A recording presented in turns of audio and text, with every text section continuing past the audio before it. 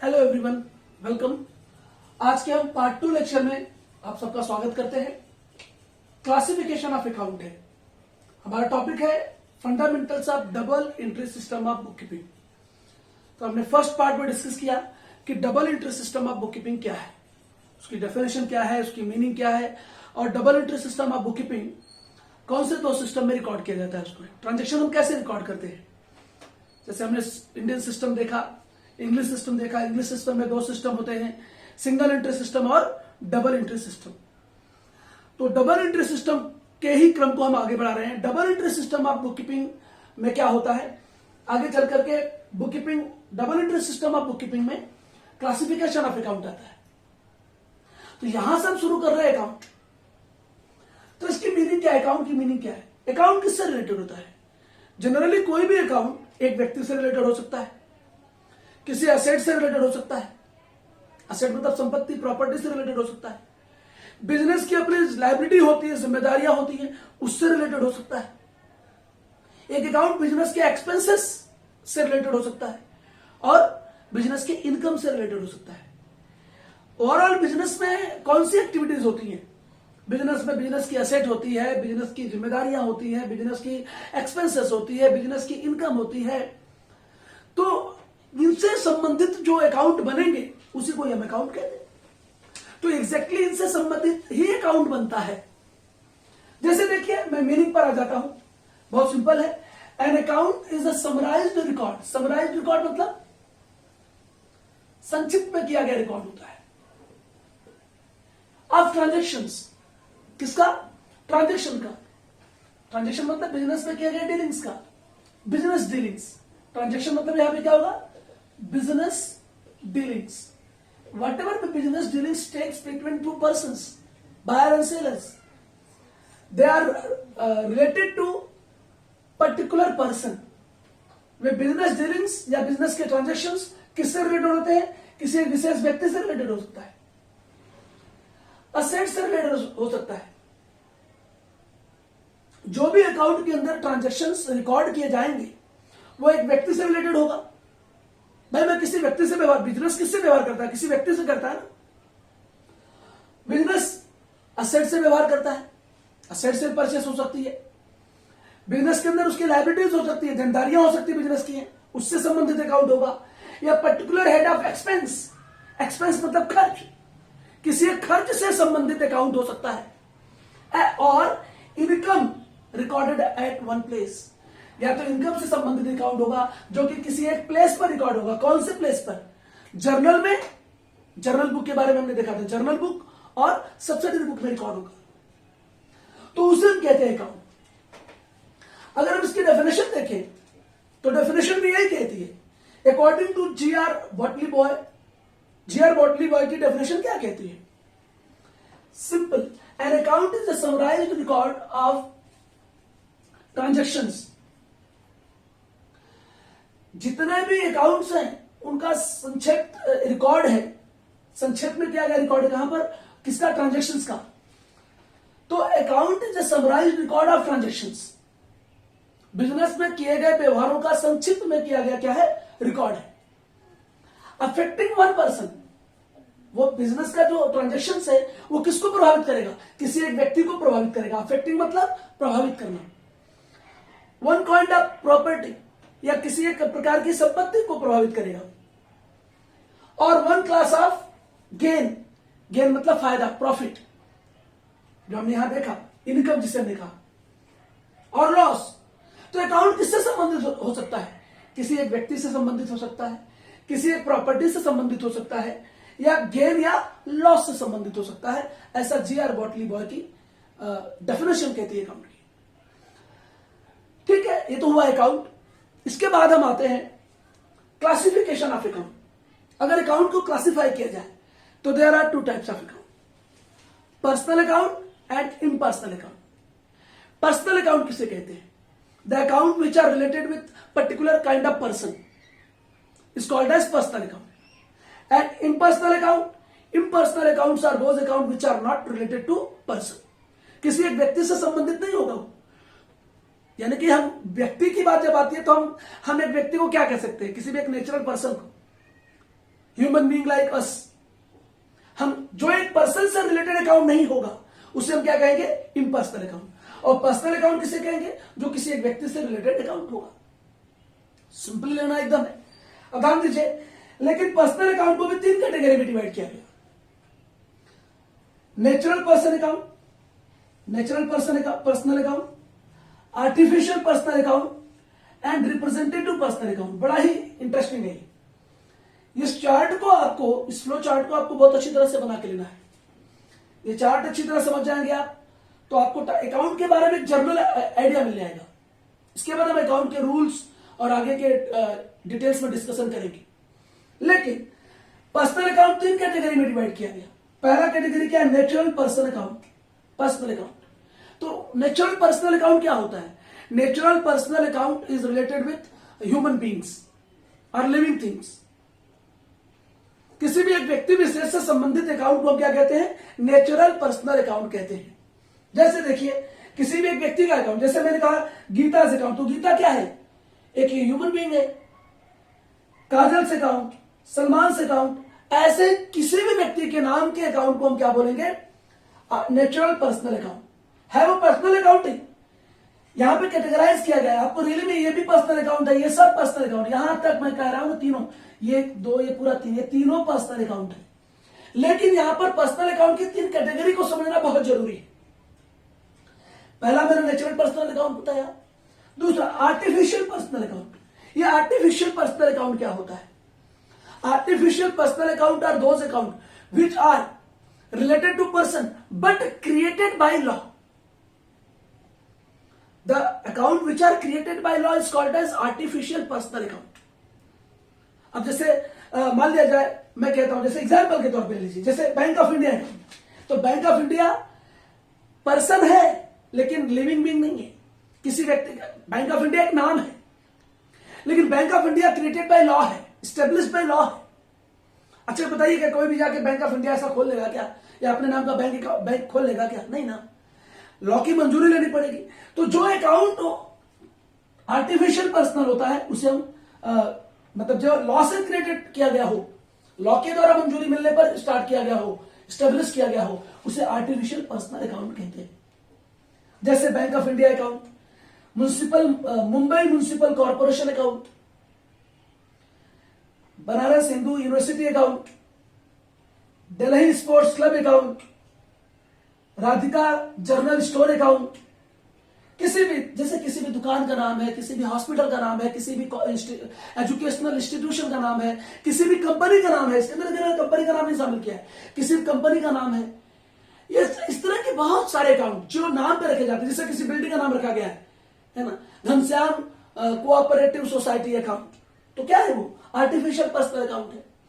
तो किसी सोसाइटी का नाम हुआ, किसी स्पोर्ट्स क्लब का नाम हुआ, किसी ट्रस्ट का नाम हुआ, किसी बैंक का नाम हुआ, किसी हॉस्पिटल का नाम हुआ, किसी किराना जनरल स्टोर का नाम हुआ, इस तरह के नाम जो होंगे वो आर्टिफिशियल पर्सनल अकाउंट है। इसके बाद आता है third, representative personal account. Representative personal account में बड़ा चीज होता है, जैसे आउटस्टैंडिंग एक्सपेंसेस अकाउंट। अब आउटस्टैंडिंग एक्सपेंसेस क्या है पहले बता दूं मैं। जैसे मान लिया जाए, मेरी ऑर्गेनाइजेशन है, मेरी फर्म है, और हमारी फर्म में कोई व्यक्ति जॉब करता है और उसे हम मंथली सैलरी देते हैं, लेकिन हमने उसे अभी तक सैलरी दिया नहीं है। 1 महीना हो गया, 2 महीना हो गया, सैलरी दिया ही नहीं। तो वो जो एक्सपेंसेस हमें, वो हमारी बिजनेस ऑर्गेनाइजेशन के लिए एक्सपेंसेस है, लेकिन हमने उसे अभी तक दिया नहीं है। हमारे बिजनेस ऑर्गेनाइजेशन के लिए वो आउटस्टैंडिंग एक्सपेंसेस है। एक्सपेंसेस मतलब खर्चा होता है। कोई देख के बोलेगा सर ये एक्सपेंसेस तो इधर शामिल है, आप इधर कहां ला दिए, तो याद रखिए ये आउटस्टैंडिंग एक्सपेंसेस है। आउटस्टैंडिंग एक्सपेंसेस किसी न किसी के ऊपर जिम्मेदारी है, हमारी फर्म की जिम्मेदारी है, हमारी फर्म से रिलेटेड खर्चा है। तो ये क्या होगा, ये जिम्मेदारी के अंदर आता है, और जिम्मेदारी जो होता है वो पर्सनल रिप्रेजेंटेटिव पर्सनल अकाउंट के कैटेगरी में बैठता है। तो ये बहुत ज्यादा इंपॉर्टेंट होता है। तो आउटस्टैंडिंग एक्सपेंसेस अकाउंट। वैसे प्रीपेड एक्सपेंसेस, जैसे मान लिया जाए हमें हमारी फर्म को या हमारी ऑर्गेनाइजेशन को रेंट पे करना है, किराया पे करना है, और हमने क्या किया, 1 साल का पूरा एक साथ दे दिया। देना है किराया मान लिया जाए 3 महीने का या 1 महीने का, हमने 1 साल का एडवांस भर दिया पूरा, हमने 11 महीने का एडवांस भरा, तो जितने महीने का हमने ज्यादा दिया हुआ है वो हमारे ऑर्गेनाइजेशन के लिए क्या रहेगा, वो प्रीपेड एक्सपेंसेस रहेगा, वो भी पर्सनल अकाउंट की कैटेगरी में आएगा। तो इसको जरा बहुत विशेष ध्यान से हम लोग आगे भी देखते रहेंगे, ध्यान रखना सबको है। इसके बाद आता है इम्पर्सनल अकाउंट। इम्पर्सनल अकाउंट के दो कैटेगरी है, दो टाइप्स हैं, real account and nominal account. अब बात आती है कि रियल अकाउंट कौन सा अकाउंट होता है। Simple, real account are the accounts which are related with assets and properties. And nominal account are those account which are related with particular expenses, income, gains और लॉसेस। तो यहां पे हम बात करते हैं, ध्यान दीजिए, रियल अकाउंट की। तो रियल अकाउंट भी दो कैटेगरी का होता है। रियल अकाउंट जो होता है, एक होता है टेंजिबल रियल अकाउंट और दूसरा होता है इनटेंजिबल रियल अकाउंट। अब ये टेंजिबल रियल अकाउंट क्या है? टेंजिबल असेट भी हम उसे कहते हैं। देखो, real accounts are the account which are related with assets, ध्यान रखना, इसलिए इसको हम टेंजिबल असेट और इनटेंजिबल असेट भी कहते हैं। तो ये टेंजिबल असेट या टेंजिबल रियल अकाउंट और इनटेंजिबल रियल अकाउंट को समझना बहुत जरूरी है। ये टेंजिबल रियल अकाउंट क्या होता है? तो tangible real account are the account या account of those assets which can be seen, touched and felt। ऐसी असेट बंद किया गया, ओके, थोड़ा सा पसीना हो गया था, पूछ लीजिए, ध्यान दीजिए। तो हम बात कर रहे थे टेंजिबल रियल अकाउंट की। तो tangible real accounts are those accounts या tangible real assets account are those assets account which can be touched, felt, which can be touched, felt and seen। जिसे हम टच कर सकते हो, टच करके महसूस कर सकते हो और उसे हम देख भी सकते हो। उस टाइप के अकाउंट को हम क्या बोलते हैं? Tangible real account. अब जैसे देखिए, मशीनरी क्या होती है? हम देख सकते हैं उसे, टच कर सकते हैं उसे और महसूस भी कर सकते हैं, हमें दिखाई देती है। Furniture account, building account, land account, motor vehicle account, computer account, इस तरह के तमाम अकाउंट जो होंगे वो रियल टेंजिबल रियल अकाउंट के कैटेगरी में आते हैं। सिमिलरली अगर आप देखते हैं इनटेंजिबल रियल अकाउंट, तो ये इनटेंजिबल रियल अकाउंट्स क्या होता है? जस्ट इसका विपरीत। Intangible real account are the accounts of those assets which cannot be seen, touched or felt। जिसे हम देख नहीं सकते, हम टच नहीं कर सकते और जिसे मतलब केवल महसूस कर सकते, भी नहीं कर सकते, देखा जाए तो उसे हम क्या कहते हैं? Intangible real account. अब जैसे देखो, गुडविल अकाउंट। गुडविल क्या होता है? Goodwill is the reputation of the business which is earned by the business over a past